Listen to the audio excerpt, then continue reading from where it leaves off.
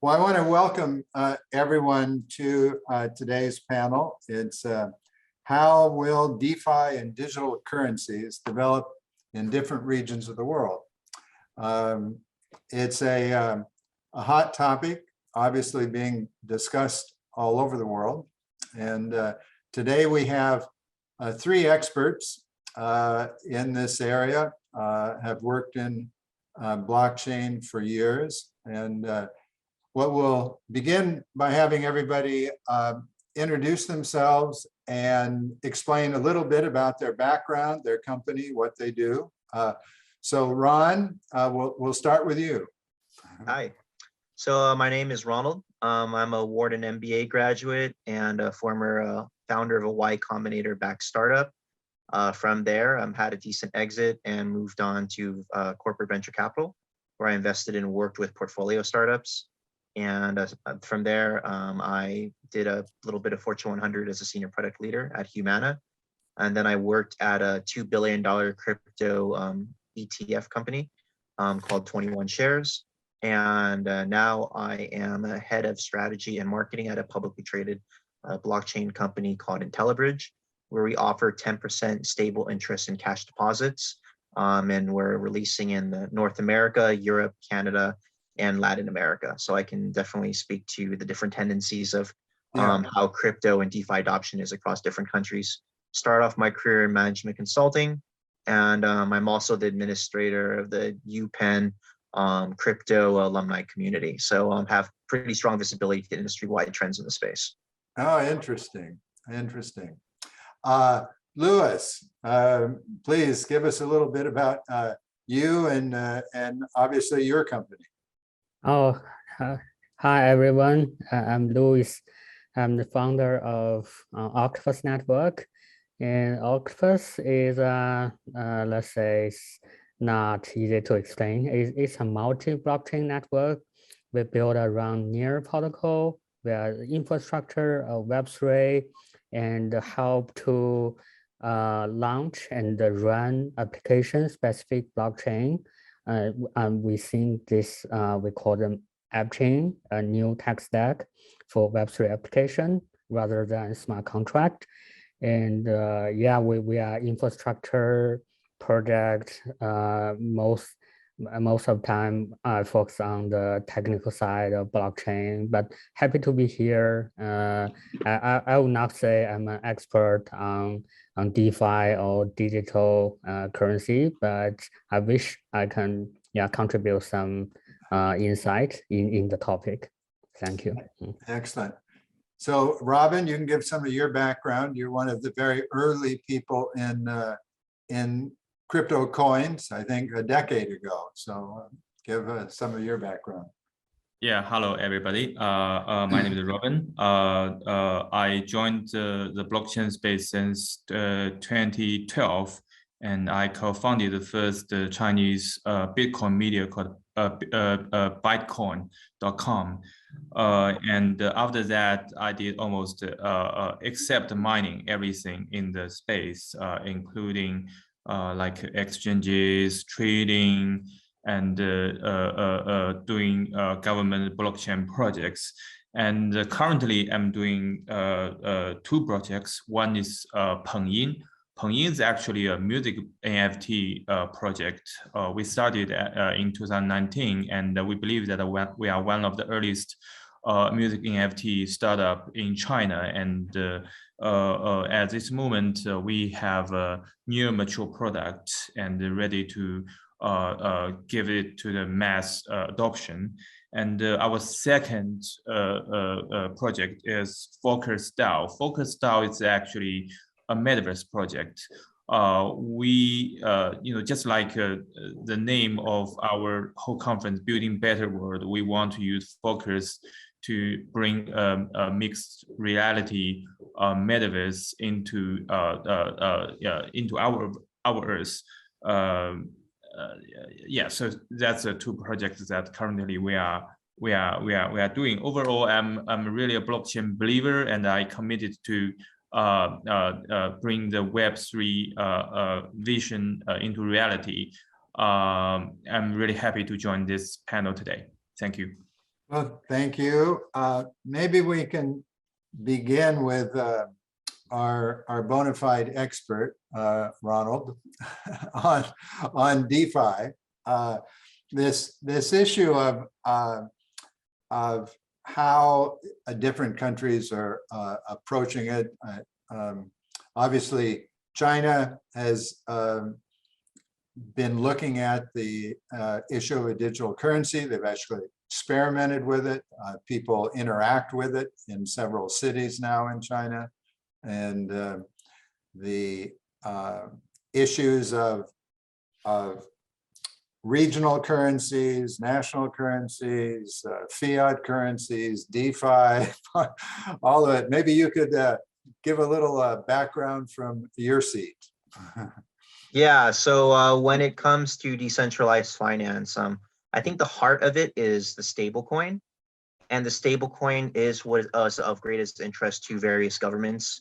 It has the greatest potential to augment and enhance the current capabilities of commerce and financial functionality today. Yet it also has the greatest ability to disrupt the way governments function itself and take control out of governments themselves.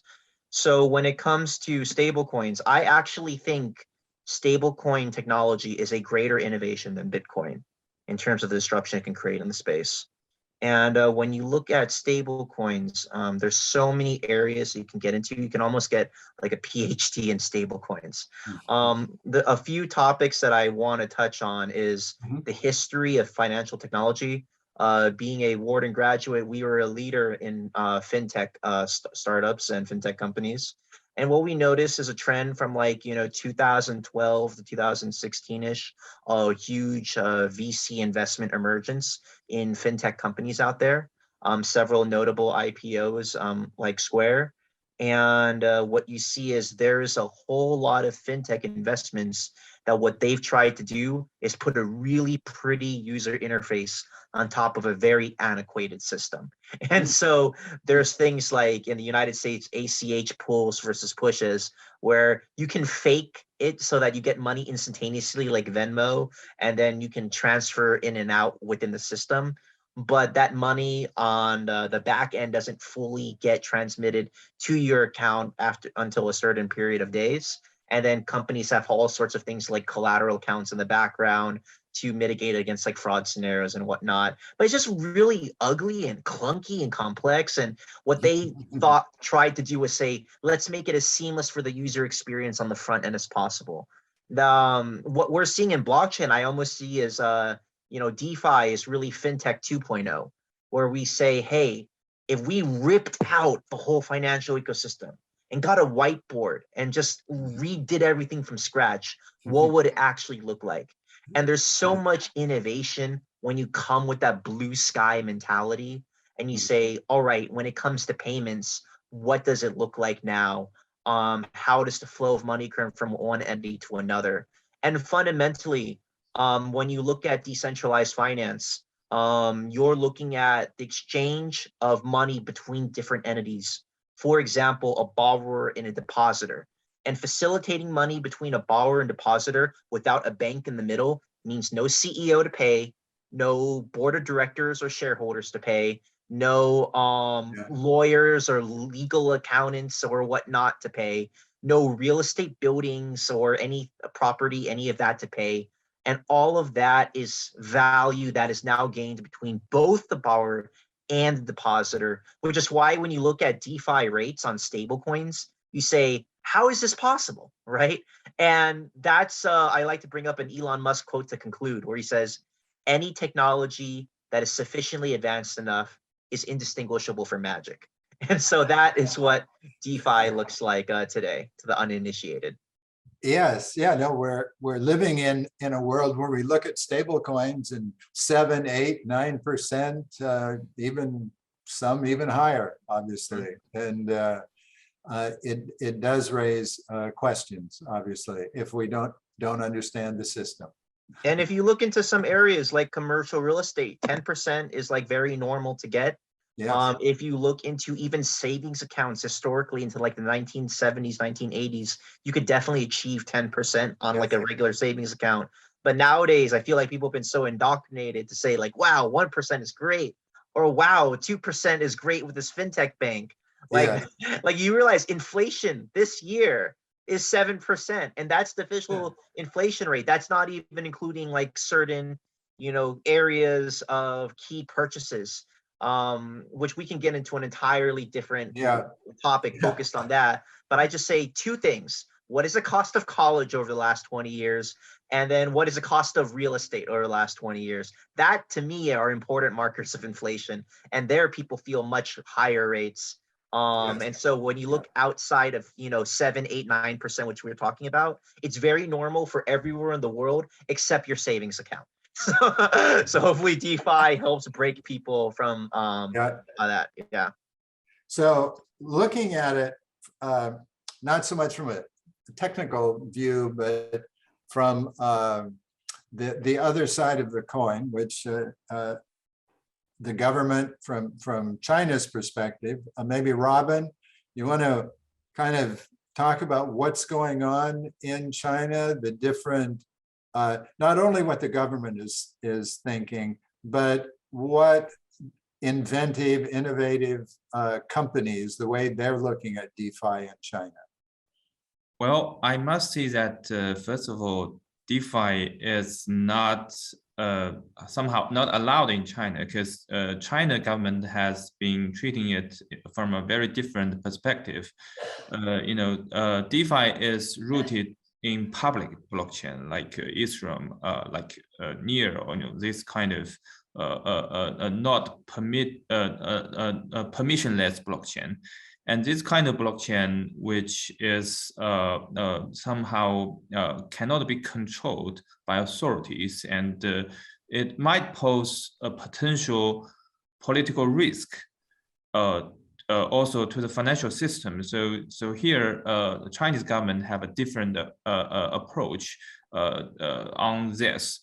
I would say that Chinese government still in China, we value blockchain, and we certainly think that blockchain is a very important technology. Even, you know, President Xi has held a seminar in the political bureau to study blockchain. But still, the government think that there is a Chinese way to using this technology. Government has been playing a very important role in developing this technology. These have state-owned company to develop technology. They have the company to provide a blockchain infrastructure like BSN. And also they urge those state-owned large corporations to develop a blockchain technology, to utilize these technologies in their business. So as somehow it with more state will to push this technology to move forward, other than, you know, from the grassroots perspective.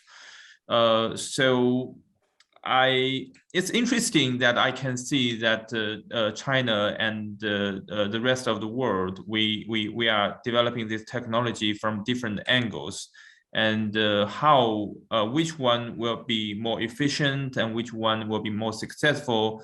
I think it's an answer that we are all waiting to see. And somehow it's just like socialism and capitalism. I think, you know, the world is divided. And so Ronald raises an interesting set of issues about efficiency. That in fact, the DeFi's purpose, in a sense, is to take out all of the friction in a system. And so maybe Louis, you obviously work on general issues of infrastructure, and you know the development community in China very well. So how do you think they're looking at this issue of friction and DeFi and ways to to work in the Chinese environment. Well, yeah, I do agree. Is the DeFi bypass some unnecessary middlemen and automate all the process and organize the market into a global unique one, and greatly reduce the transaction cost of financial transaction. But the question is that good or evil? So I think from the history of financial history, I think the major problem of finance is about highly there is a heavy information asymmetry there, and how to build a healthy principal agent relationship and to work to protect the investor, and crypto or blockchain can reduce transaction cost, but the technology itself cannot eliminate asymmetry information or to eliminate information asymmetry. Right. Yeah, and there always should be some, let's say, middleman or gatekeeper in the market and tell the truth to investor. But who plays this role in our crypto world? And we have seen ICO mania several years ago. It turned out to be a disaster for retail investor. They think they have bypassed all the investment bank lawyers, but what they get grab of shitcoin, and there's no value in their exposure. Yeah. So since we apparently, I'm also a believer of crypto blockchain. I've been in this space for 8 years, but since Ronald have mentioned the bright part, and I would focus on the, let's say, the darker side of crypto, about DeFi and stablecoin. Yeah, I do agree. Stablecoin is critical in innovation, but it also, let's say, crypto is a technology itself do not have a preference on any nation or anybody, but crypto technology enlarge they enhance the accessibility of any currency, and enhance the network effects of the biggest one. And guess what? It's about US dollar. And I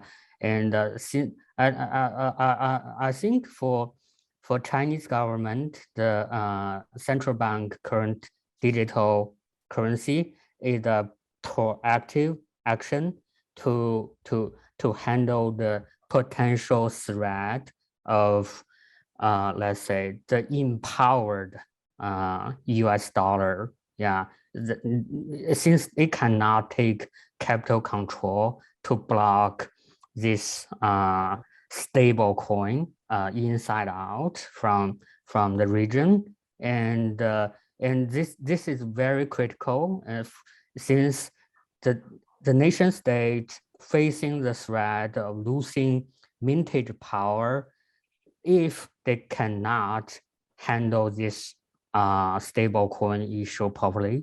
And the mintage power is so critical for any nation state to maintain their operation. So guess what? If we all use, let's say, USDT or USDC, most government will go bankrupt. Yeah, and is that really good? I highly doubt this. Yeah, So perspective. I'd like Ronald to address a couple issues. You can see that they're addressing this issue of the network effect of the US dollar in a stablecoin environment, and also the asymmetric knowledge issue, which are kind of two base issues in any economic interaction. And so that maybe you could take a whack at that. What is money? Money is belief, right? Yeah. And you know, belief can mean in many things.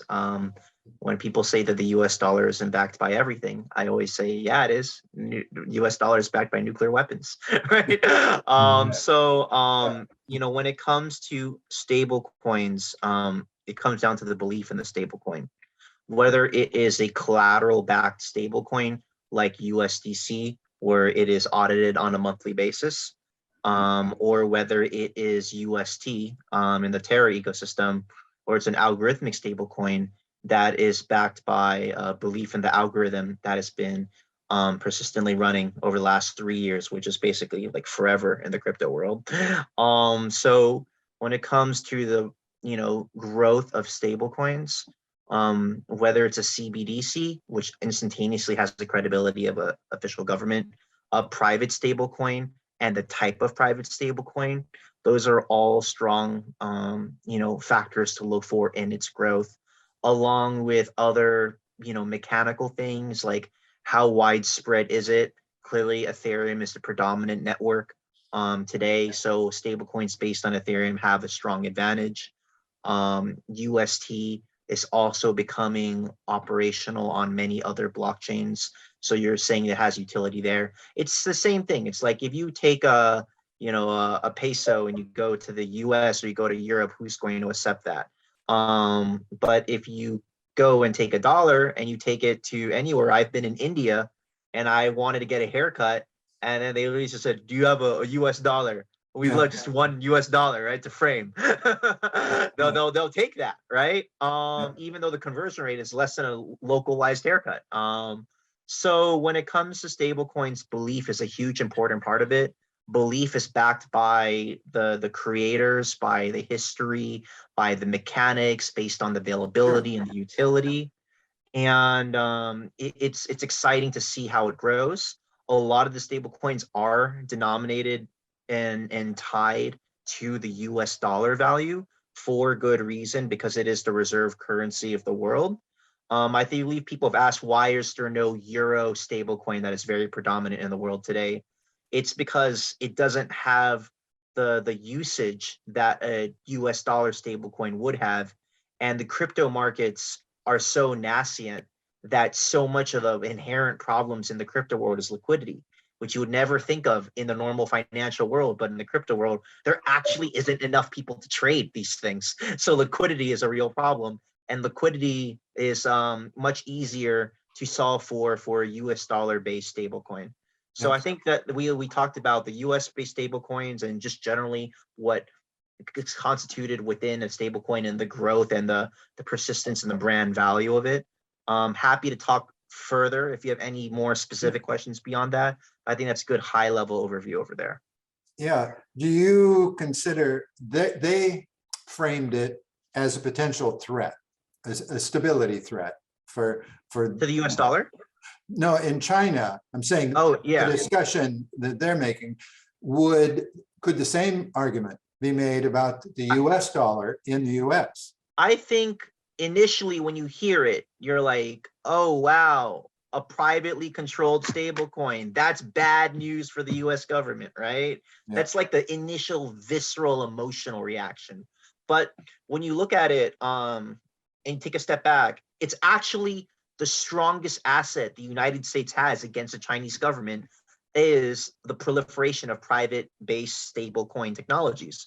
Because if you look at where stablecoins are being used, a lot of it is being used in emerging markets. I'm seeing that data in Europe and Latin America, right? I'm seeing a lot of countries and even Africa, where we have a decent user base, there are a lot of people with huge demands for a US dollar based stablecoin because the purchasing power of it is tethered to the US dollar versus their local currency, which has very high inflation rates. And what you're seeing is that a lot of these countries are dollarizing, where they're effectively pseudo becoming US dollar based countries, even if the country itself does not want that to happen. The people on a grassroots level are all trying to get their hands on synthetic US dollars. To fight inflation. Yeah. And only America has a money printer with the Federal Reserve. None of these dollarized countries in Latin America and Africa have a central bank that can issue US dollars. So if anything, that creates more power and control and leverage to America to print more money and not devalue its currency as much, and even strengthens its status as a reserve currency of the world.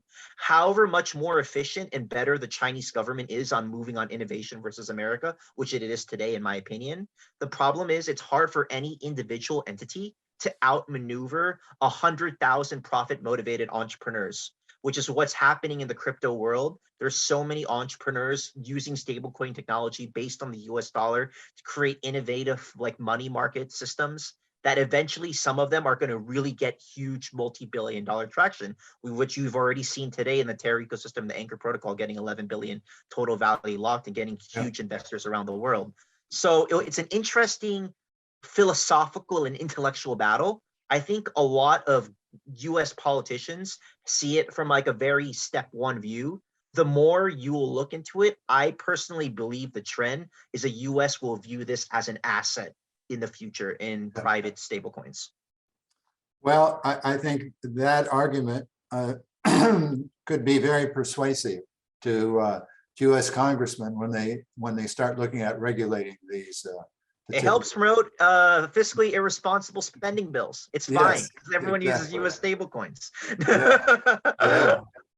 So, Louis, obviously, there's a philosophical kind of bridge here. The world will never ultimately be separate. We're all in this game together.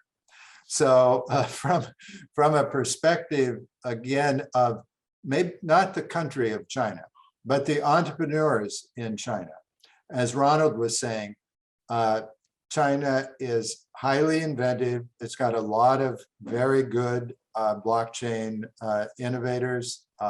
Obviously, we've looked at Binance as one of the huge successes coming out of China. So, what do you think the way the local entrepreneurs are going to address this? Yeah, the local entrepreneur, crypto entrepreneur, moving out of China. Since the crypto crackdown and the regulation will be harsh, and I would like to see for an entrepreneur, and they have, or we have the freedom to choose jurisdiction to start our business, but being a Chinese citizen, I believe Chinese government made the right decision, since China have a powerful economy, but the society is not so have not have a great flexibility, and the government try their all effort to keep the stability, and this is the basis layer for any development. So there's two point of view from me. I think China government do the right thing for the whole society, and even if someone will doubt how far the China government can keep crypto away, and since it's an internet thing which cannot be isolated from for a long time. But for now, since crypto is a new thing in their infancy stage still, and there's a lot of chaos, and no one know how to regulate this this industry, and maybe it's not a bad idea to keep away from it for a while and say what happened, what value it really create for the whole society, not for the industry or for the entrepreneur themselves. And for Chinese entrepreneur, I know a lot of my friends have moved out China and to seek a better, let's say, better environment for their business. And yeah, I think it's free choice. And Yes. yeah, I think that we do not expect the regulation in China here will get loose in the coming years. Yes. Okay. Well, yes, I think a lot of very strong Chinese students went to UPenn, went to Wharton, trying to hone their skills. I'm sure Ronald has met some of them. So let's look at kind of wrapping this up with a discussion about where each of you see this over the next 5 years. That's a big picture. Obviously, things have just begun. But Robin, why don't we start with you since you're reconnected? Where do you see it over the next 5 years? Well, I must say that there are lots of investment in this area, in crypto, in blockchain. In the next 5 years, just like what Meta have said, Mark Zuckerberg have said, Metaverse take 5 years to develop. So I think Metaverse is powered by blockchain, and all the blockchain applications underneath, so that in 5 years we will see a more flourishing ecology of blockchain, and the whole world will be totally different, and a stablecoin will be more widely used. That's my opinion. And you feel that China will be forced or will be willing to move in that direction? Well, I think, a few days ago, President Xi, we just got a new press release and said Chinese will strengthen its digital economy. So I think the direction is obvious that China wanted a better digital economy. It's just what kind of a digital economy. That's something that we all want to see. And I must say that in some area, China might have its upper hand. But whether in the end, we will repeat the story, have already happened in the internet space. It's possible, I must say, in the beginning, the internet industry in China was heavily regulated as well.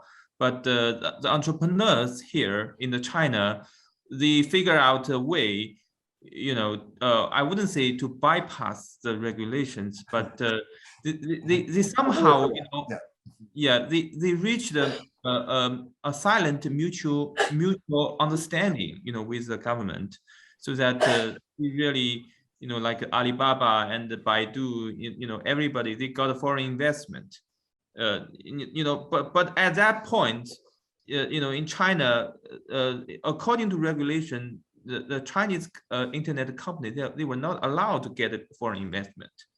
But in the end, they figure out a way to do it, and the government, they let them to develop. So I would say I wouldn't give a very, very simple answer for what is going to happen in the future, because it's always going to be, how do I say, it's like game theory. People are always Well, I don't know how to put it in English, but you know what I mean. You know, people will develop it. We'll find a way to adapt to the environments and gradually. Yeah. Louis, any closing thoughts on your part about where this is going? I think Chinese government will keep buying crypto in the coming years, and the DeFi world will be hammered by U.S. government. And but since I think the things is the regulation has the rule has quite clear. It's not about what technology you are using, it's about what kind of business you are doing. So for exchanges, you should be you should get ATS lessons. And when you do money transmitter things, you have to apply this KYC and anti AM anti money laundering things. So so I think the DeFi protocol, the DAX, do you guys remember that Ether data has been punished by US government? And I think Uniswap and other these kind of things will be regulated in this year or the next. And the stablecoin, I think the let's say the financial stability board. Yeah, they have some report issued by the regulators, and yeah, it cannot be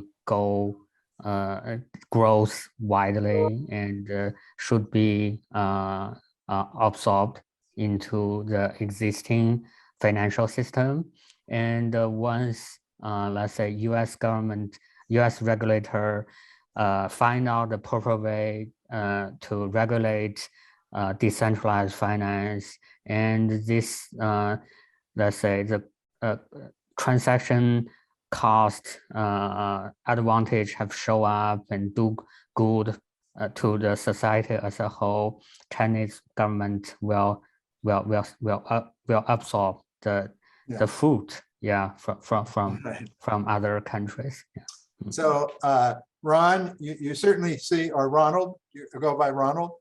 Ronald, yeah. Okay, you certainly see a perspective that works from the regulation out from China. That's their perspective, where as an entrepreneur, you tend to work from the idea, develop it, and we see what happens. And so where do you think, given the processes that you're witnessing, where DeFi is going to go over these next 5 years? Yeah, there are three things that I think everyone who's watching this right now should keep an eye on. One, don't look at the prices of different cryptocurrencies. Look at the hiring trends. The number of roles that are being people hired at which companies and the velocity of growth there. That will tell you the true underlying story of the growth of blockchain, rather than the price of a coin on any given day, because that's heavily manipulated, right? Yeah. Number two is, honestly, no one cares about blockchain. Like, actually, no one cares. What people care about is benefits, how it makes you money, how it makes your life easier, how it does something 10 times better than what's done today, right? Blockchain is a buzz term. What it really comes down to is, how is it making your life better? And a lot of that is going to be solved through accessibility. So shameless plug for my company. We are enabling people to access decentralized finance through Gmail and Facebook login. Super easy, no MetaMask, no technical background needed. And then you ACH or bank wire or credit card money over from your Chase Bank or your Wells Fargo to our website, just like any other bank, to earn 10% stable interest, which sounds insane. And from there, you can spend it with a debit card. So at that point, we are better than a bank. We don't even want to classify ourselves with them because our value proposition is so fundamentally different, and how we're leveraging essentially decentralized finance to offer a completely different economical model. And you can do that because the economics of decentralized finance are so superior to traditional finance. I cannot see how a bank competes with our company in the future, a traditional bank, because of the cost infrastructure that we have versus the cost infrastructure of a traditional bank. So people only care about the benefits. No one actually cares about blockchain. And you're going to see a lot of seamless integration with that in the future with my company and others. And finally, number 3 is you're seeing a lot of cute things with crypto today, like NFTs and the metaverse. I know we have Robin over here, so I'll dig a little bit into that. I mean, it's okay, right? What I'll say is Second Life existed 20 years ago. You know, what is the fundamental difference, you know, between talking with someone in a metaverse room and then like actually just having a Zoom call and then decide what WhatsApp or WeChat on the side, right? The functional difference between the two. What I think was really compelling is in 5 years from now, you're going to see some serious use cases like carbon credit trading done on the blockchain. That's multiple entities, that's government regulated, that is between private companies with normally an army of lawyers and accountants that gets disintermediated with blockchain information, right? That actually saves money. With healthcare insurance, right? Like I come from Humana in a senior product one, you know, Fortune 100 company, a senior product leader role, and seeing the cost structure of a healthcare insurance company to a Nexus Mutual, where like you literally cannot compare the numbers. It's like 87% plus cheaper in crypto insurance than traditional insurance, and finding areas of where blockchain leaks into the real world. And then it's exciting to see how anything that is done today that's complex, that involves multiple companies of any electronic record, is disintermediated through blockchain technology. Clearly there's regulation involved, there's technical integration involved, and there's you know, the political element. No one wants to step forward and possibly get fired for recommending this, but as more entities become more comfortable with it, it takes away the career risk element of people in corporations to suggest these type of like, you know, pilot programs. So I think in 5 years we'll see some really exciting use cases. It's fun what's happening now in art and NFTs and everything. What I'm really excited for is this can save people money. With Tesla, the cars literally went faster than all the other cars. They're becoming cost parity right now. They already are when you factor in total value of the car life, and they're actually safer than normal cars. It just so happens to be an electric car, but people don't really drive Teslas to save the world. They drive Teslas because they're actually better cars and better value propositions. And I think that blockchain technology will eventually reach that point with a lot of use cases in 5 years from now. Well, I think Ronald has given us a very hopeful vision, a vision that I wouldn't want to be a banker in his vision, but I do think you're right in that the more we create frictionless systems, you know, direct transactions between people, the stronger the economy will grow. So I want to thank you all for taking part in this. I'm sure the audience will find much of this quite interesting, different viewpoints from obviously different parts of the world. And want to thank you for your time, and hope to see you all soon. So Thank you, Michael. Yep. Thank you, guys. Bye. Bye-bye.